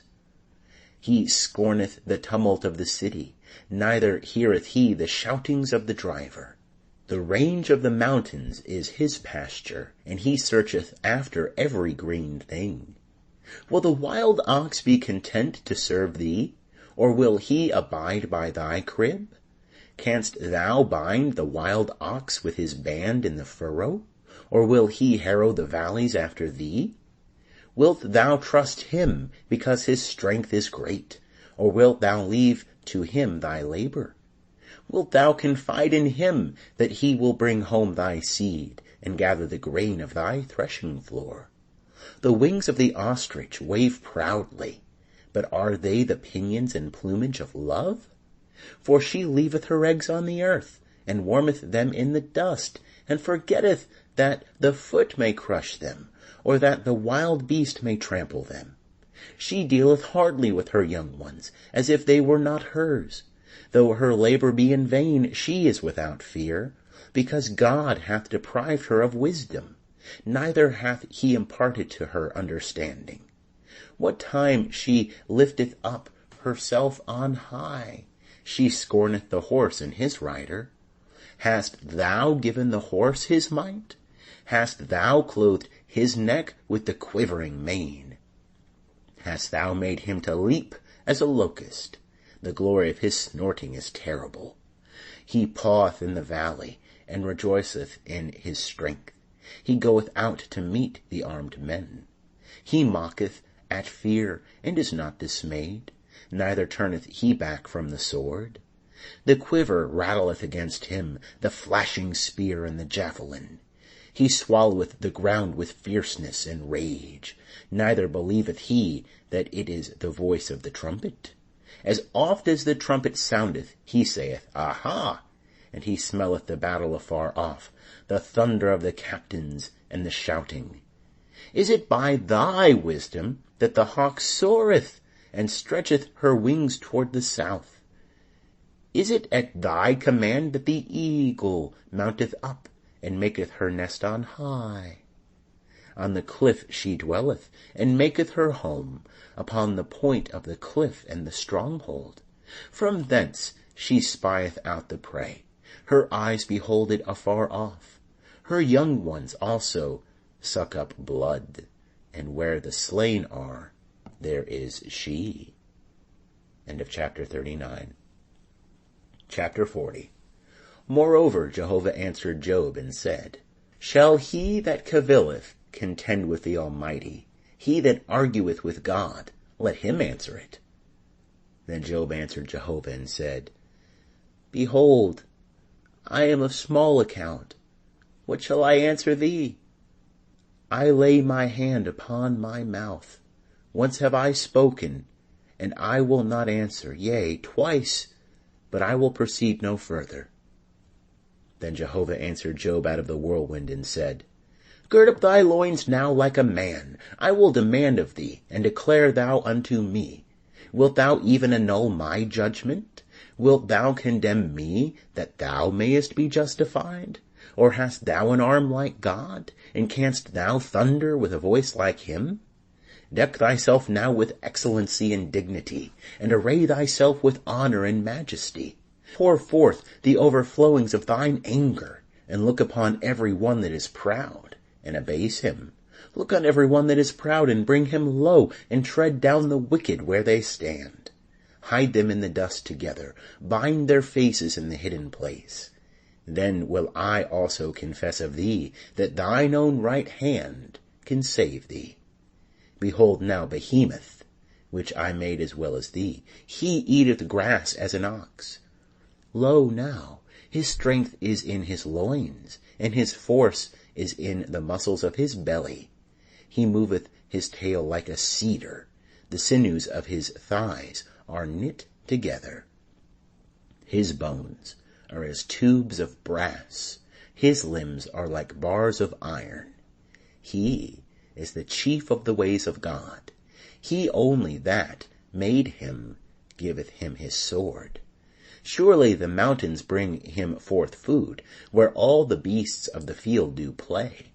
He lieth under the lotus trees, in the covert of the reed and the fen. The lotus trees cover him with their shade. The willows of the brook compass him about. Behold, if a river overflow, he trembleth not. He is confident, though a Jordan swell even to his mouth. Shall any take him when he is on the watch, or pierce through his nose with a snare? End of chapter 40. Chapter 41. Canst thou draw out Leviathan with a fish-hook, or press down his tongue with a cord? Canst thou put a rope into his nose, or pierce his jaw through with a hook? Will he make many supplications unto thee, or will he speak soft words unto thee? Will he make a covenant with thee, that thou shouldest take him for a servant forever? Wilt thou play with him as with a bird, or wilt thou bind him for thy maidens? Will the bands of fishermen make traffic of him? Will they part him among the merchants? Canst thou fill his skin with barbed irons, or his head with fish spears? Lay thy hand upon him, remember the battle, and do so no more. Behold, the hope of him is in vain. Will not one be cast down even at the sight of him? None is so fierce that he dare stir him up. Who then is he that can stand before me? Who hath first given unto me that I should repay him? Whatsoever is under the whole heaven is mine. I will not keep silence concerning his limbs, nor his mighty strength, nor his goodly frame. Who can strip off his outer garment? Who shall come within his jaws? Who can open the doors of his face? Round about his teeth is terror. His strong scales are his pride, shut up together as with a close seal. One is so near to another that no air can come between them. They are joined one to another. They stick together so that they cannot be sundered. His sneezings flash forth light, and his eyes are like the eyelids of the morning. Out of his mouth go burning torches, and sparks of fire leap forth. Out of his nostrils a smoke goeth, as of a boiling pot and burning rushes. His breath kindleth coals, and a flame goeth forth from his mouth. In his neck abideth strength, and terror danceth before him. The flakes of his flesh are joined together. They are firm upon him. They cannot be moved. His heart is as firm as a stone, yea, firm as the nether millstone. When he raiseth himself up, the mighty are afraid. By reason of consternation they are beside themselves. If one lay at him with the sword, it cannot avail, nor the spear, the dart, nor the pointed shaft. He counteth iron as straw, and brass as rotten wood.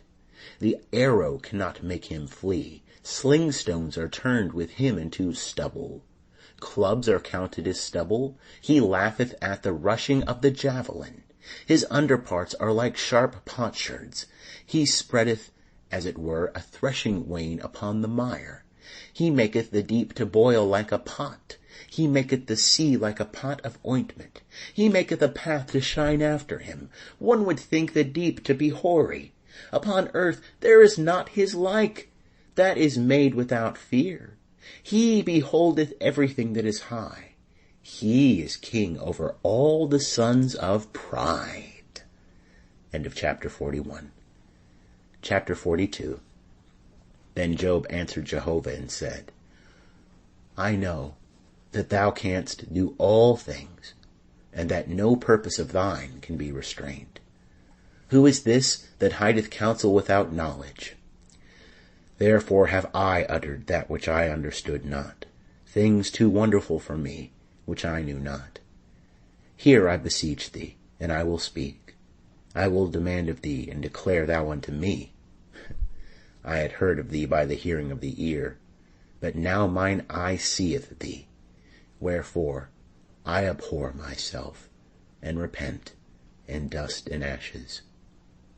And it was so, that after Jehovah had spoken these words unto Job, Jehovah said to Eliphaz the Temanite, My wrath is kindled against thee and against thy 2 friends, for ye have not spoken of me the thing that is right, as my servant Job hath. Now, therefore, take unto you 7 bullocks and 7 rams, and go to my servant Job, and offer up for yourselves a burnt offering. And my servant Job shall pray for you, for him will I accept, that I deal not with you after your folly. For ye have not spoken of me the thing that is right, as my servant Job hath. So Eliphaz the Temanite, and Bildad the Shuhite, and Zophar the Naamathite went, and did according as Jehovah commanded them, and Jehovah accepted Job. And Jehovah turned the captivity of Job, when he prayed for his friends, and Jehovah gave Job twice as much as he had before. Then came there unto him all his brethren, and all his sisters, and all they that had been of his acquaintance before, and did eat bread with him in his house. And they bemoaned him, and comforted him concerning all the evil that Jehovah had brought upon him. Every man also gave him a piece of money, and every one a ring of gold. So Jehovah blessed the latter end of Job more than his beginning, and he had 14,000 sheep, and 6,000 camels, and 1,000 yoke of oxen, and 1,000 she-asses. He had also 7 sons and 3 daughters. And he called the name of the first Jemimah, and the name of the second Keziah, and the name of the third Keren-Happuch. And in all the land were no women found so fair as the daughters of Job, and their father gave them inheritance among their brethren. And after this Job lived 140 years, and saw his sons, and his sons' sons, even 4 generations. So Job died, being old and full of days. End of chapter 42, and also the end of Job, American Standard Version.